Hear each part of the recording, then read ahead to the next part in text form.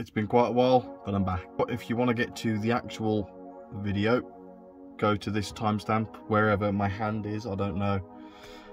If you want to hear the plans right now, feel free to carry on listening. So, all in all, basically, as part of my last video, or one of my previous videos, I'd said time and money is what you need for a project car. Then I didn't have either. Still technically don't have either.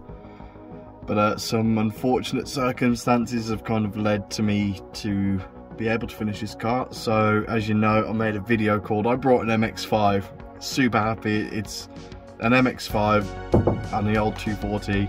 Two cars are like the achievable cars I've always wanted. And well, I had the MX-5 for this time of year. Summer, fantastic, got heat everywhere. And the engine spun a bearing. Attempted to get that repaired, didn't go to plan. So it's still, here's a clip.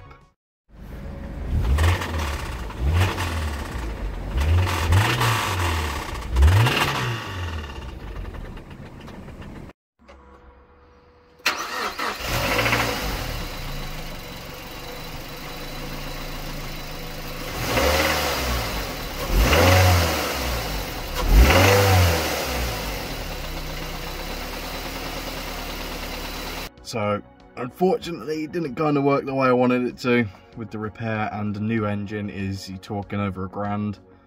You can do a 2.5 litre swap. The car's not here, it's actually at my girlfriend's house, and at the minute I'm daily driving her brother's car, which is an old Corsa which has been reliable as anything, which is an actual hero of this story. The car's absolutely helped me out massively, and yeah, he's been a legend letting me use it. That brings me to my plan with this 240. So I've put the MX-5 up for sale, which the plan was to save up for another car, just a regular daily. And then the idea kind of sprung to mind that, well, we've got this magnificent machine that's probably going to set me back about $1,500 to fully fix.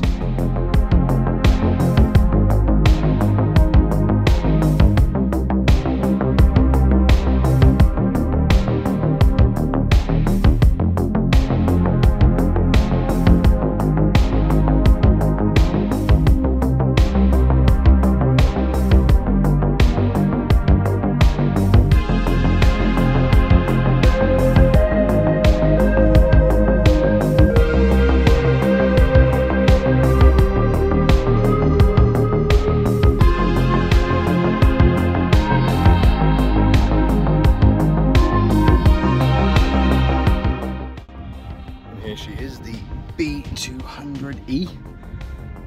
I brought this from a bloke down in Ipswich.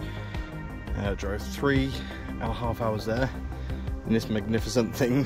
Pain in the arse journey, my back still hurts from that thing, but you know what, this little unit, got an engine in the back, happy days. Let's have a look around it. I mean, you can see the spark plug's missing, I forgot what it's called at the top. Spider webs in the exhaust manifold. We've got lights in there, can we see? Yeah, we can see. It's kind of gross. I mean, there's spider webs fucking everywhere on this thing. The oil pan doesn't appear to be leaking, which is nice. What else we got on here? I mean, the big perk of buying this is, where's that sensor gone? This little sensor here is your thermal time switch. That broke on my 240, and they're about £103 each.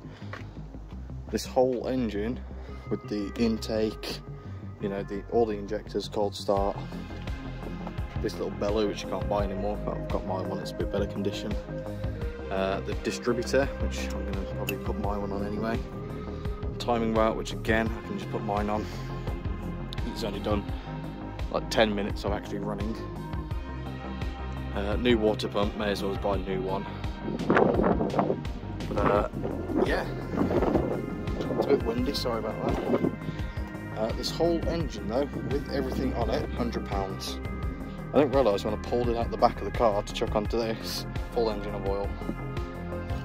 So that didn't do my back any favours, but Hey ho. So I need a new rear camshaft seal, I believe that's called, which I've got on there, but I'm just buying a new one. It's like $5. A rear main seal. That is a Volvo one. It kind of looks new, actually.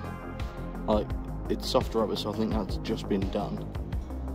The reason he sold it was because he put a 2.3 litre in. He had a 2.62.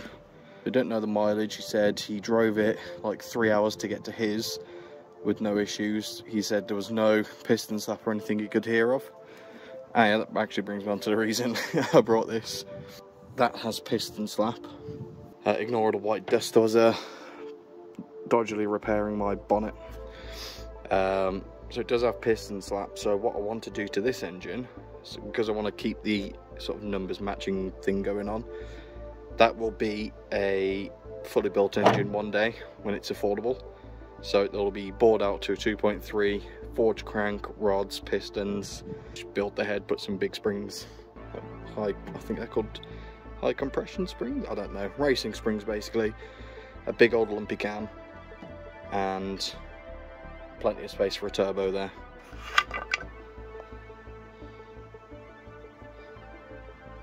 It doesn't even, you can't even see any score marks on the cam or anything. It looks flawless. But what I'd also like to do on the old engine, which I'll get rebuilt, is paint it again, get it all nice and brand new. It's going to look fantastic. So this thing, it'll get a full or semi gasket change. That one will come out. I just don't have an engine hoist to take this engine out, so not sure the best way to go around that. Or I can just rent one, but I don't know how much time I've got, so. So the biggest seller on this is the guy said the engine does turn over by hand, and I've not tested that, so let's give it a little spin. 24mm socket. Look at that. It's a bit wobbly. Obviously it's not a straight ratchet, which turns over beautifully by hand.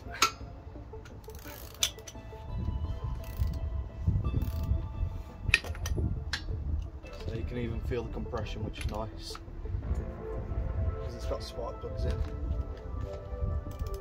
So this engine's fairly easy to turn over. The distributor turns, which is fantastic. Excellent. So here we actually have a good engine that turns over, just needs reconditioning, some new gaskets and seals. Right, so don't hate me. I know I've not done any actual work on the Volvo in this video. I just wanted to get a video out there to show everyone that there is some progress to be made now. The only major thing in the way is the welding.